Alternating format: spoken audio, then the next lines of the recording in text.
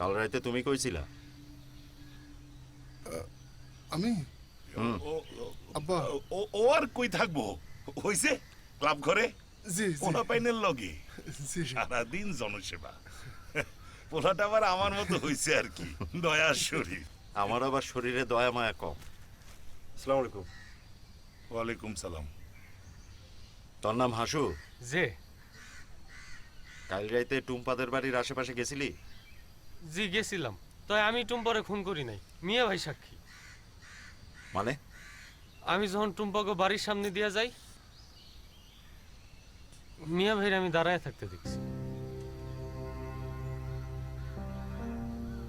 আব্বা আব্বা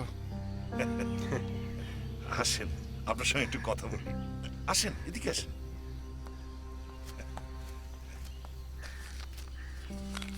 নেন। ব্যাপারটা আপনি যেরকম বুঝতেছেন আমিও সেরকমই বুঝতেছি।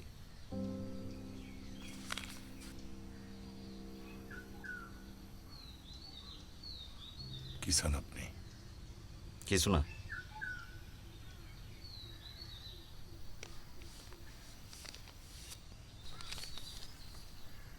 আমার ছেলে কাব্য, 4 বছর বয়স। ছেলেটা বড় হয়ে যাচ্ছে। সেদিন ছেলের মা বলতেছিল ছেলেটার জন্য বাড়ি করতে, জমি কিনতে। কিন্তু আমি বললাম জমি কিনবো, এত টাকা কই? রমজান আপনার সঙ্গে দেখা করবে, তাকে আপনার চাহিদার কথা বলবেন। আপনার ছেলেরে বিদেশে পাঠায় দেন। ছেলে মেয়ে ভালো রাখার দায়িত্ব বাবা মায়ের, দেশের পুলিশের না।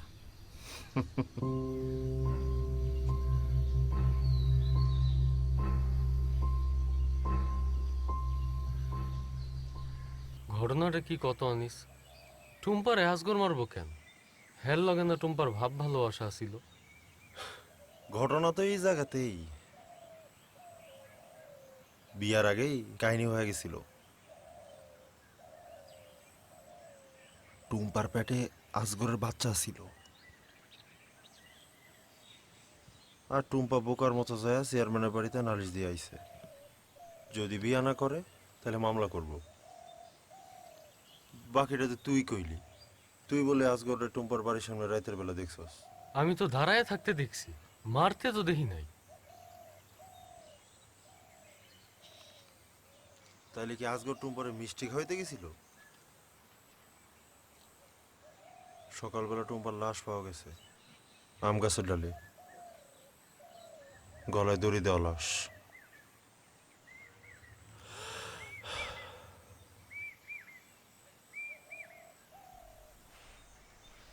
টুম্পার লেগে খুব খারাপ লাগতেছে রে। কেন যে ভাব ভালোবাসা এরম হয়? তোমারে দেখি